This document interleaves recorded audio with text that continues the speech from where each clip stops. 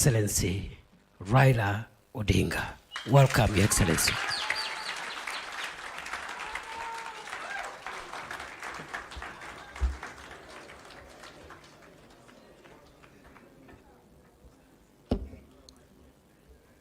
Hi. You may be seated. Thank you very much. Your Excellency, President William Ruto, who is also the party leader of UDA, leaders of the two political parties, ladies and gentlemen, I'm Jambo. There are ODM people here. ODM. ODM. ODM. You see, wako tayari. Well, I'm very happy to stand before you here this morning to talk to you after a long period of absence.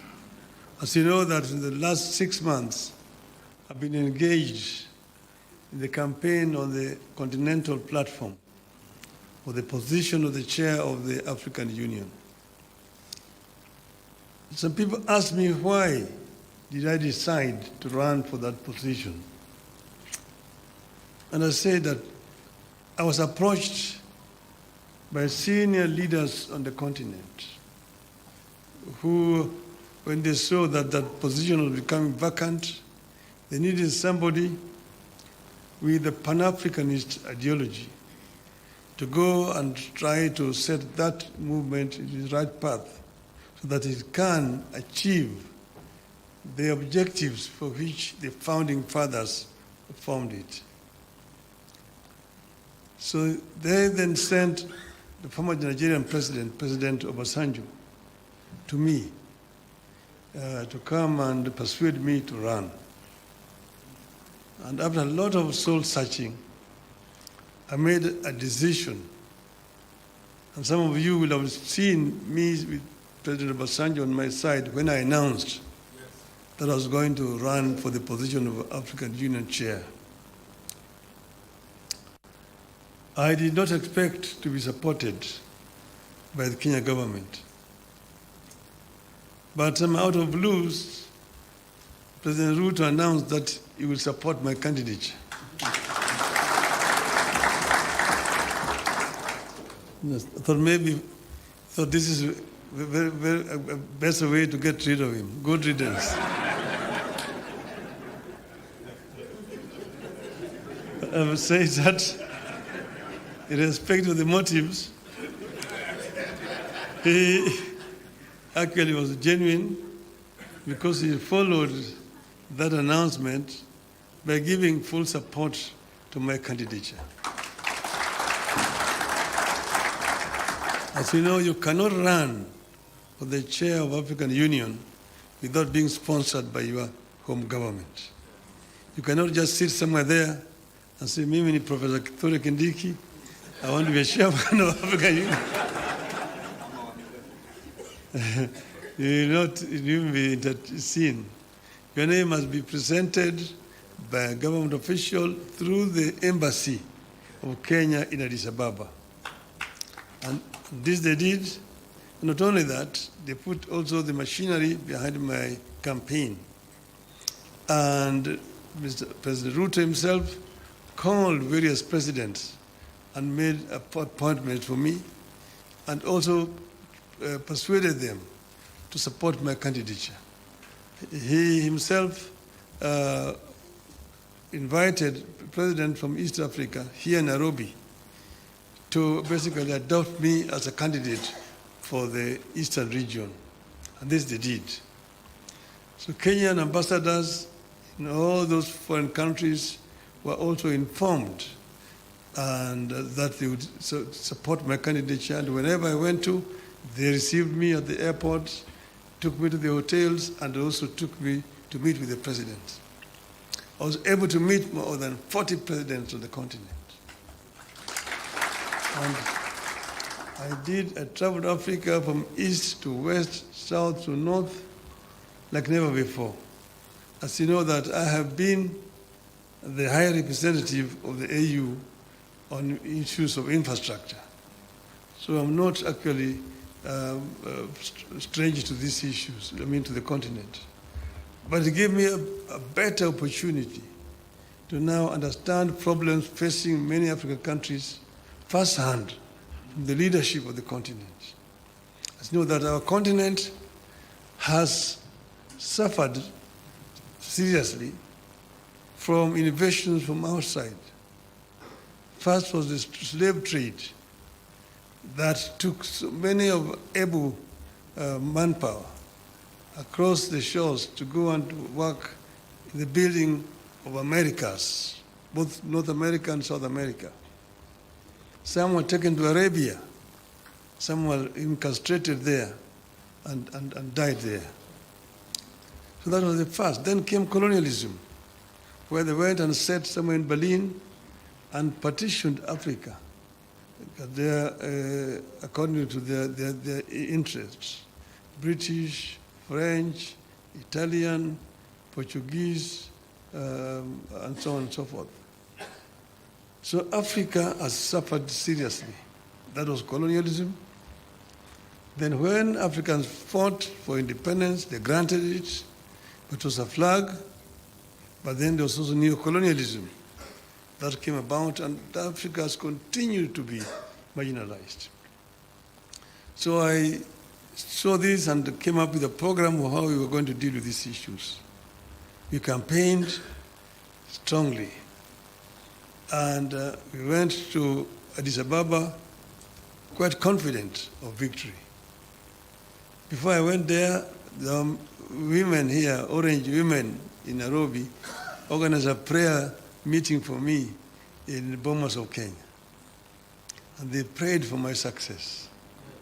And I told them that they were only going to do two outcomes in Addis. One, we would win, in which case we would have succeeded.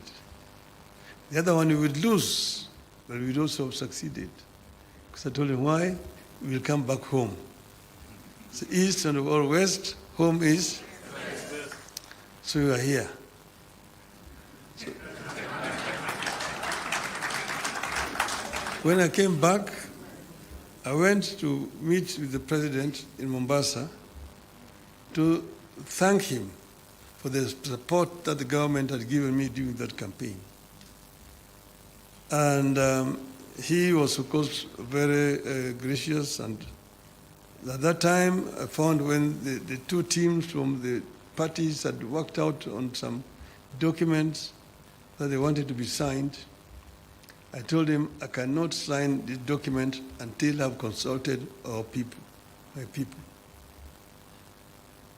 So it took time. From that time, I went to Kisumu. I met with the professor.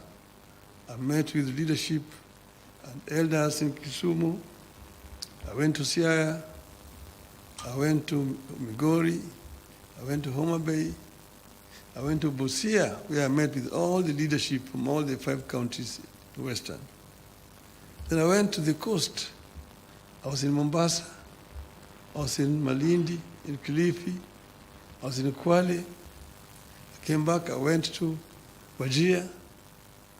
I came back. Yesterday I was in Kisii.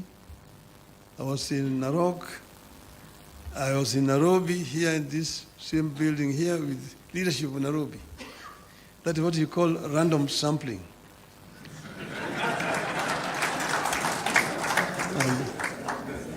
I think I managed to get the feeling of my people, my supporters. And that's the reason why I am today able and confident to sign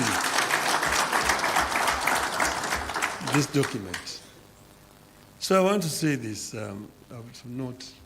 Today, you have signed a memorandum of understanding between Orange Democratic Movement and the United Democratic Alliance. The cardinal goal of the MOU is to help ease the prevailing tensions in the country, reconcile the population, alleviate their suffering, and move the country forward by addressing the critical social, political, and economic issues our people are grappling with today. As leaders of the largest political parties in the country, we arrived at the understanding that in a time of significant changes and challenges to our nation, it is not enough to merely grandstand or stand aside and criticize, easy as those may be. They say, any madman can kick down a barn, but it takes a good carpenter to build one. We have agreed to help build a barn for our country, rather than merely kick down what we have. We have agreed to use our parties as a broad platform, bringing together various voices, opinions, and concerns to address the critical challenges facing the country through a formation that is truly national and inclusive in outlook. A core problem we agreed to prioritize is youth unemployment and resulting hopelessness that has made them easy fodder in political contests in which there is nothing tangible for them.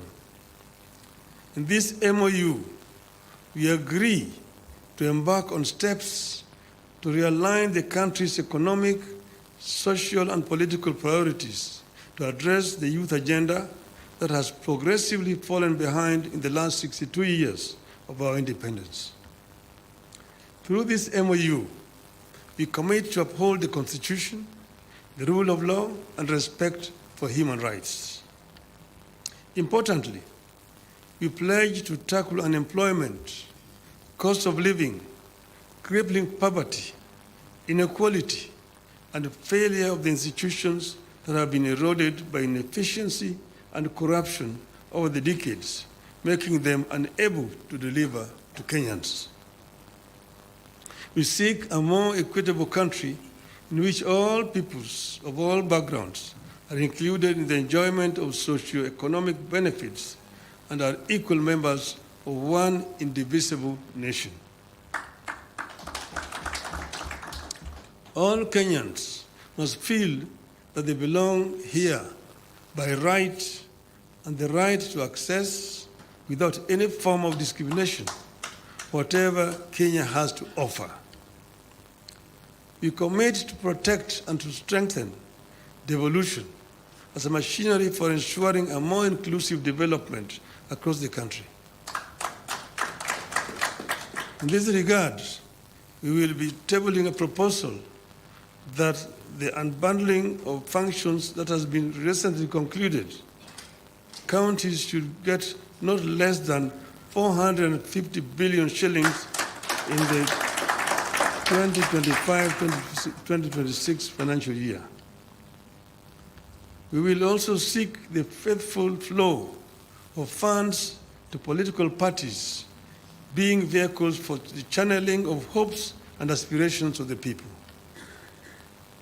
We will use this platform to revisit the constitutional provisions on leadership and integrity, corruption in public life, fundamental freedoms like free speech, protest and assembly, and preservation of the rule of law. We recognize that many of the issues this country is struggling with are as old as the country itself. It will take mutual trust between leaders and the creation of a conducive environment for them to be tackled with honesty and objectivity in a broadly constituted formation. As leaders of and our parties, we commit to hold regular consultations on pressing issues, exchange expertise and information on the best practices in the governance of the Republic of Kenya, and facilitate and participate in public activities of interest to the people of Kenya that relate to their problems. We make it clear that the memorandum we have signed today does not define the formation of a political coalition between ODM and UDA.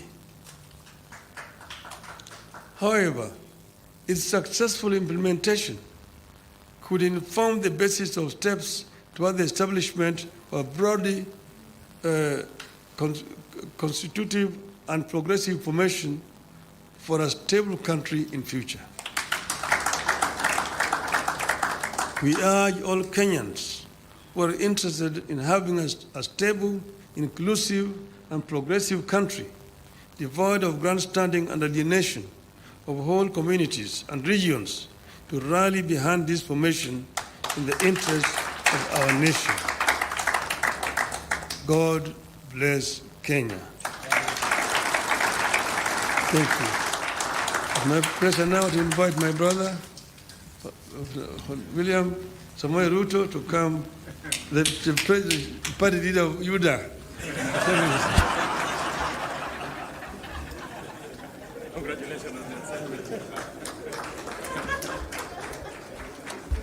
Thank you very much, the Honorable Prime Minister, and please let's take our seats.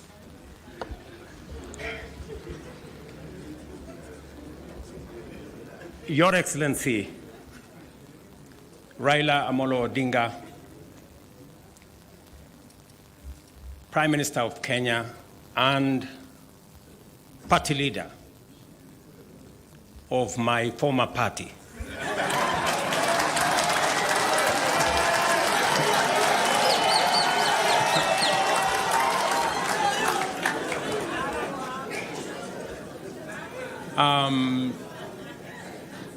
Your Excellency, the Deputy President of the Republic of Kenya, Excellencies, leaders of both UDA and ODM, distinguished ladies and gentlemen, good afternoon. Hamjambo.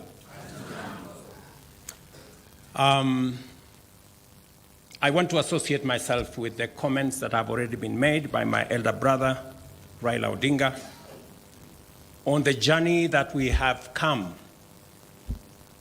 as our two political formations. When His Excellency Raila Odinga decided to run for the position of Africa Union Commission Chair, it was obvious to me that, number one, as a citizen of this country, I owed him support. And it was also clear to me that knowing him as a Pan-Africanist, as a leader with experience, and that he had immense understanding of issues Africa, he qualified for not just my support, but that of the government of Kenya. And that is why we went out of our way to support his candidature. As he has said, there were many propositions about his candidature. There are those who said my support for Raila Odinga was so that I could exit him from the stage. But there are those also who told me that by supporting the Honorable Raila Odinga and by him being the chair of Africa Union, I will be empowering him so that he can come and compete with me.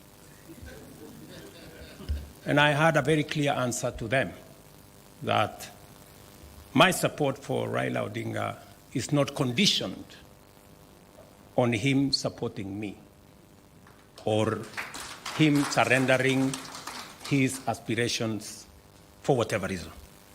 It was very clear to me that this support was deserved as a Kenyan. And I said then, and I will say again, that the Honorable Raila Odinga was a great candidate. He went out of his way. He ran a beautiful campaign, and I'm very proud of his candidature. The outcome notwithstanding. And when he came back, we have been working together in the broad-based arrangement that we have that is inspired not by what is in it for me or him, but how we can close ranks and deal with the issues that affect the people of Kenya. And that brings us to this moment. And I must congratulate the Honorable Raila Odinga and the ODM party for their boldness and courage to take the position for Kenya and for the people of Kenya. That to me is a very bold decision. It's a very courageous decision. It may not be a popular decision, but that does not undermine the fact that it is the right decision to stand with the people of Kenya. And allow me to say that our country is undergoing major shifts across socio-economic and political spheres. Many of these transformations are occurring within the broader context of globalization and unprecedented technological, geopolitical, climatic, and demographic changes, creating an atmosphere of immense pressure, formidable challenges, and even an existential crisis. Never before have Kenyans expressed such a deep and widespread yearning for positive change and political, economic, and socio-economic transformation that leaves nobody, no community, no region, no religion behind. The expectation for fundamental progress is unanimous, consistent, intense, and universal across the nation. There is no one part of Kenya that does not yearn for progress and transformation. These aspirations, grounded on our nation's enduring character of boldly pursuing freedom, democratically managing our diverse interests, and engaging progressive institutions such as a clear notice for all of us that the time has come for us to seize this historic opportunity, unite more strongly than ever before, and deliver meaningful change to the Kenyan people. We undertake this commitment with the understanding that while our political parties may differ in strategy, we share a common goal: to build a united, secure, and prosperous Kenya under a government that is capable, committed, and willing to ensure abundance and opportunity for all without exception. This realization has enabled Kenya's largest political movements to engage constructively, recognizing the unique opportunity before us. As leaders and as a generation of citizens, we must embark on a bold and radical path of national transformation, confronting and resolving the fundamental issues that have shaped every national crisis since independence. And we have had an able listing of what this is. This is the path towards the promised land where freedom and opportunity are guaranteed for all. We recognize that this moment is unlike any other. It is not enough to merely identify systemic and structural obstacles that have denied generations a fair chance to achieve their aspirations. More importantly, we must rise above political differences and embrace a higher vision of the Kenya we all deserve. Understanding, therefore, that jobs, wealth, enterprise opportunities, and social services must be provided within an environment that is free, open, democratic, and competitive. We move forward with a shared commitment that is not only doing the right thing for our nation, but also to ensuring they are done right. We, the leaders of UDA, Kenya Kwanza, and ODM, commit to implementing the NADCO report to address key national issues, including the cost of living, youth unemployment, and gender inclusion. We also pledge to foster inclusivity in governance and development, protect and strengthen devolution, invest in creating opportunities for the youth, uphold integrity in leadership, and safeguard the right to peaceful assembly.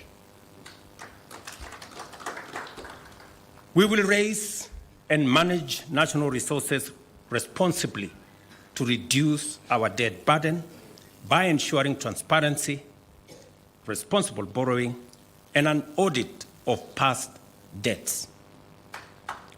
To realize and to know